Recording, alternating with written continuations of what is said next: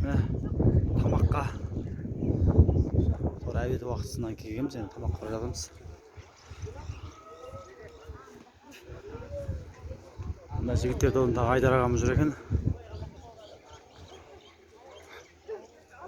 Жаңа суретке түсіп жасадық, танысып, сәлемдесіп.